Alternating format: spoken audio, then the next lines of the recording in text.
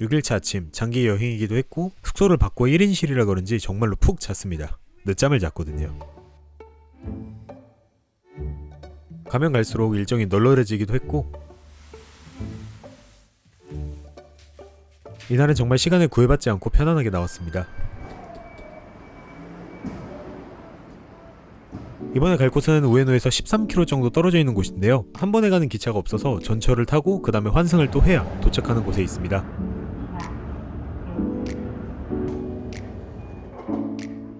바로 시바마타라는 곳입니다.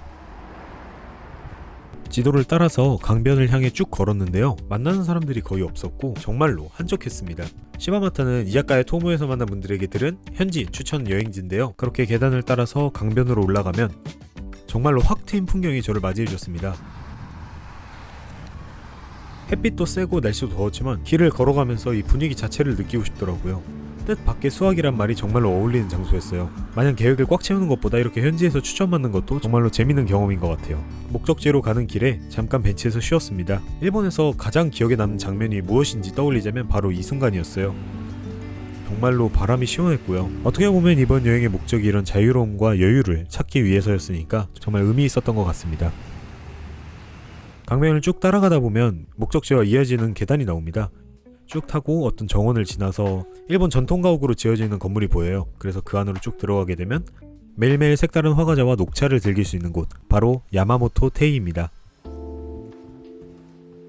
주문을 하고 자리에 앉으시면 점원분께서 디저트를 가져다 주시는데요.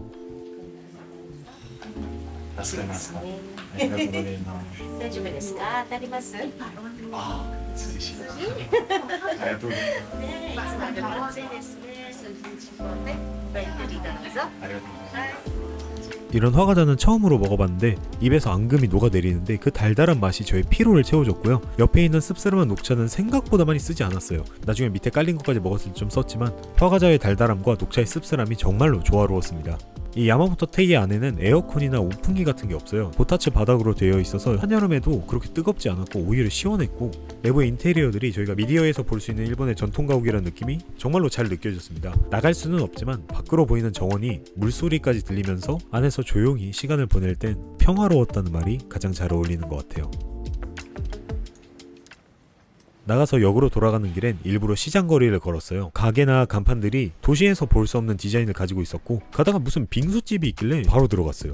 한국의 빙수는 그 우유 얼음이라고 하나요? 그것들이 좀 주를 이루는데 일본의 빙수는 얼음을 갈아서 그 위에 시럽을 뿌리는 느낌이라고 들었어요. 일본 빙수는 좀 밍밍하다라는 이야기를 들어서 멜론 빙수를 시켜서 먹어봤는데 이거 생각보다 한 번쯤은 먹어봐도 괜찮은 맛이었어요. 역 앞에 도착을 했는데 야 이거 야키소바가 있는 거예요. 와 미쳤다 이거. 철판으로 요리가 되는 걸 실시간으로 보니까 너무나도 기대감이 올라갔어요. 그래서 나오자마자 소스를 뿌려서 한 입을 먹었는데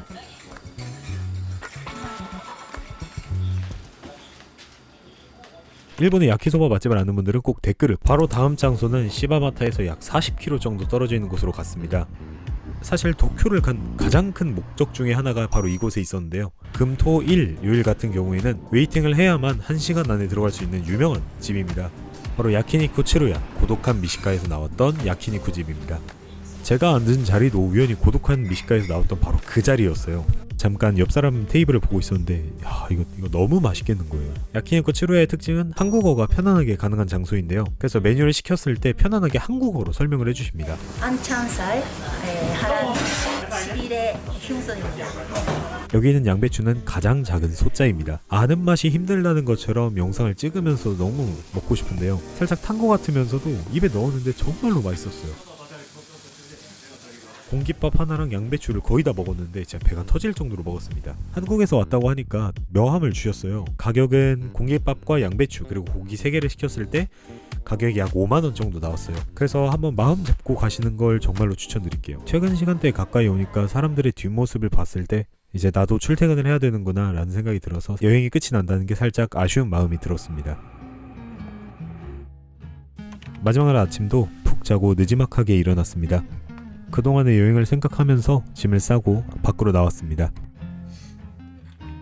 저는 숙소가 우에노역에 있었기 때문에 우에노에서 나리타까지 직행으로 가는 방법 중에 하나인 스카이라이너를 이용했습니다. 게이세이 우에노역으로 내려오게 되면 스카이라이너 노선이 다니는데 저는 미리 예약을 해서 바우처를 뽑아서 현장에서 바로 줄 없이 티켓을 끊었습니다.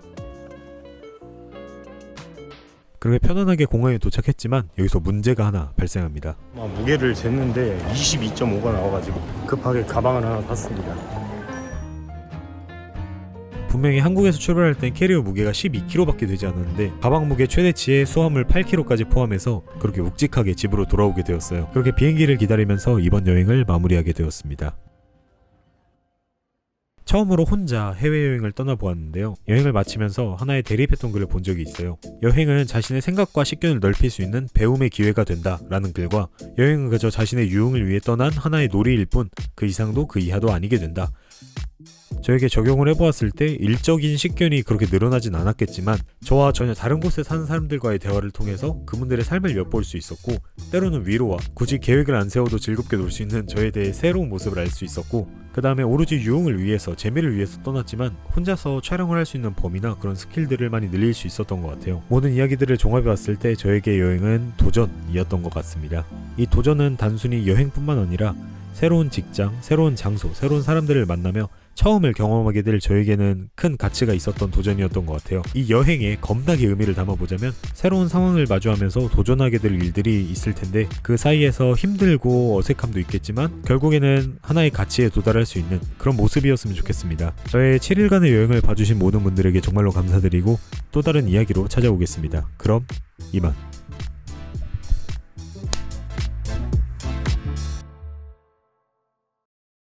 TMI지만 그동안 못 올렸던 이유는 제가 하고 싶은 일과 해야 할 일 중에 제가 해야 할 일을 했어야 하기 때문입니다. 바로 포트폴리오 만들기죠.